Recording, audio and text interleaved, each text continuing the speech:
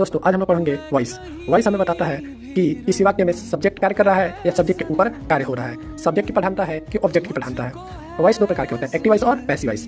और active voice से passive में बदलने के लिए यदि किसी भी वाक्य में सब्जेक्ट और ऑब्जेक्ट दोनों हो तो हम लोग क्या करते हैं, जब एक्टिव वॉइस में सब्जेक्ट है आई तो उसको किस में बदल लेते हैं, पैसिव बनाते समय बाई मी में बदल देते हैं। आई को बाई मी में बदल देते हैं। जैसे आई टीच यू, मैं तुम्हें पढ़ाता हूँ। जब इसका पैसिव बनेगा तो हो जाएगा तुम्हें मेरे द्वारा पढ़ाया जाता है। तो जो यहाँ पे यू ऑब्जेक्ट था वो सब्जेक्ट हो जाएगा और जो यहाँ पे आई सब्जेक्ट है वो ऑब्जेक्ट में बदल जाएगा। तो ऑब्जेक्ट में जब बदलेगा तो बाई मी हो जाएगा, तो हो जाएगा आई टीच यू, इसका हो जाएगा you are taught by me, you are taught by मी।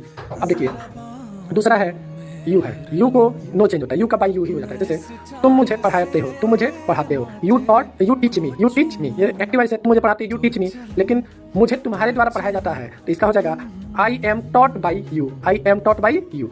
तीसरा है वी है, तो वी को बाई अस में बदल लेते हैं। वी जब यदि सब्जेक्ट एक्टिव वॉइस का तो उसको किस में बदल लेते हैं, बाई अस में। तो हो जाएगा यदि है हम लोग क्रिकेट खेलते हैं, वी प्ले क्रिकेट, जब इसको चेंज करेंगे तो हो जाएगा cricket is played by us, cricket is played by us. यदि है वे लोग क्रिकेट खेलते हैं, डे प्ले क्रिकेट, क्या होता है डे प्ले क्रिकेट। लेकिन जब इसको जब पैसिव में चेंज करेंगे तो cricket is played by them हो जाएगा, cricket is played by them. यदि है वह क्रिकेट खेलता है तो he plays cricket, he plays cricket. जब इसको चेंज करेंगे पैसिव में तो हो जाएगा cricket is played by him. कभी भी पैसिव बनाएंगे एक्टिव से पैसिव तो वर्ब का कौन सा रूप लगेगा, तीसरा रूप लगेगा। राम क्रिकेट खेलता है, यदि कोई एक नाउन के बारे में बात हो रही है, राम क्रिकेट खेलता है तो राम प्लेज क्रिकेट। लेकिन जब इसका पैसिव बदलेंगे तो हो जाएगा cricket is played by Ram. Any noun के द्वारा जब कार्य किया जा रहा हो तो नाउन का नाउन ही रहता है। दोस्तों अब हम लोग देखते हैं किस टेंस को किस में चेंज करते हैं। यदि प्रेजेंट इंडेफिनिट टेंस हो तो उसको सिंपल प्रेजेंट टेंस यानी इजेमार में चेंज कर देते हैं। यदि पास्ट इंडेफिनिट टेंस का कोई वाक्य हो तो उसे सिंपल पास्ट यानी उसमें वाज वर्ब का प्रयोग कर देते हैं। और इतना याद रखिए, जब भी एक्टिव वॉइस को पैसिव वॉइस में चेंज करेंगे तो इस एक्टिव वॉइस में भले कुछ भी वर्ब लग रहा हो, कोई भी फॉर्म का वर्ब लग रहा हो, लेकिन जब पैसिव में बोलेंगे तो हमेशा वर्ब का तीसरा रूप ही लगाएंगे। यदि फ्यूचर इंडेफिनिट टेंस है तो उसे सिंपल फ्यूचर टेंस यानी शैल बी विल बी का प्रयोग करेंगे helping verb. Present continuous tense है तो उसको प्रेजेंट कंटीन्यूअस में ही लाने देंगे, तो उसमें इजेमार का प्रयोग करेंगे प्लस बीईआईएनजी बीइंग का प्रयोग करेंगे। पास्ट कंटीन्यूअस में भी नो चेंज रहेगा, लेकिन किसका प्रयोग करेंगे, बीईआईएनजी का प्रयोग करेंगे। और फ्यूचर कंटीन्यूअस का बनता नहीं है, फ्यूचर कंटीन्यूअस का नहीं बनता है।